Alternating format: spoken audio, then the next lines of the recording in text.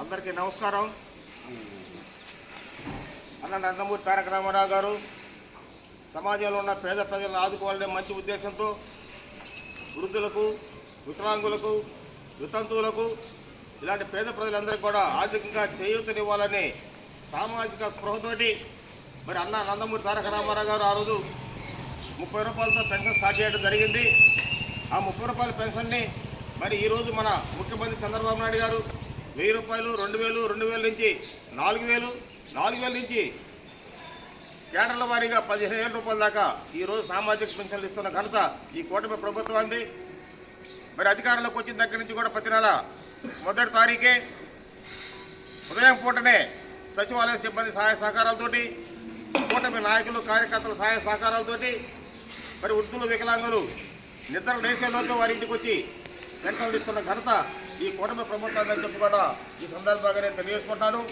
రాబోయే రోజుల్లో ఇంకా అర్హులైన ప్రతి ఒక్కరికి కూడా పెన్షన్లు ఇస్తామని చెప్పుకోండి ఈ సందర్భంగా నేను తెలియజేసుకుంటాను. మరి అలాగే కూటమి ప్రభుత్వం అధికారంలో రాకముందు చేసిన వాగ్దాన సూపర్ 6 పథకాలు మొత్తం కూడా మరి ఈ 15 నెలల్లోనే అమలు చేసిన ఘనత ఈ కూటమి ప్రభుత్వాన్ని.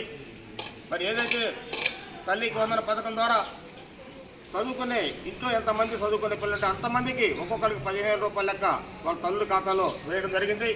అలాగే అన్నదాత సుఖీభవ పథకం ద్వారా 20,000 రూపాయలు ఇస్తున్న మాట ప్రకారం ఇప్పటికే 2 విడతల్లో 14,000 రూపాయలు ఇచ్చిన ఘనత ఈ కూటమి ప్రభుత్వాన్ని.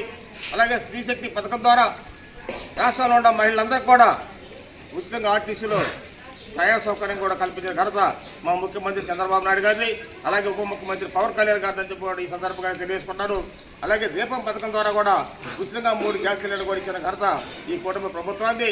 రాష్ట్ర ఆర్థిక పరిస్థితి బాగలేకపోయినా మరి ముఖ్యమంత్రి చంద్రబాబు నాయుడు గారు ఆయనకున్న పరిపాలన అనుభవంతో ఆ ఆర్థిక సమస్యను అధిగమించి ఇన్ని సంక్షేమ కార్యక్రమాలను అమలు చేస్తూ రాష్ట్రంలో ప్రజలకు అండగా ఉన్న ఘనత మా ముఖ్యమంత్రి చంద్రబాబు నాయుడు గారిని, అలాగే పవన్ కళ్యాణ్ గారిని చెప్పుకోండి ఈ సందర్భంగా తెలియజేసుకుంటాను.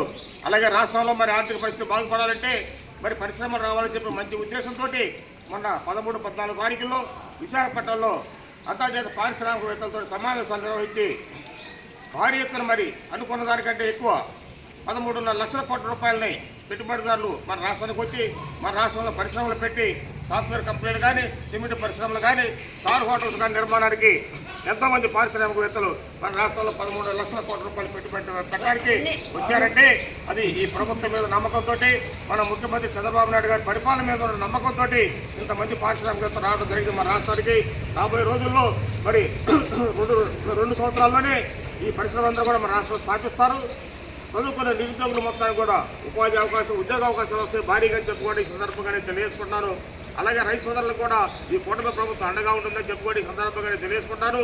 అలాగే కూటమి నాయకులు, కార్యకర్తలందరూ కూడా ప్రభుత్వం నిర్వహిస్తున్నటువంటి కార్యక్రమాల్లో భాగస్వాములై ప్రభుత్వం అమలు చేస్తున్న సంక్షేమ కార్యక్రమాల, అభివృద్ధి కార్యక్రమాన్ని ప్రజలకు విస్తృతంగా తెలియజేయాలని చెప్పుకోవాలి ఈ సందర్భంగా కూటమి కార్యకర్త నాయకులు నేను కోరుకుంటున్నాను.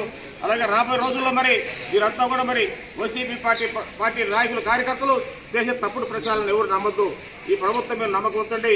ఈ ప్రభుత్వం మీరు ఏర్పాటు చేసుకున్న ప్రభుత్వం, ఇది ప్రజా ప్రభుత్వం.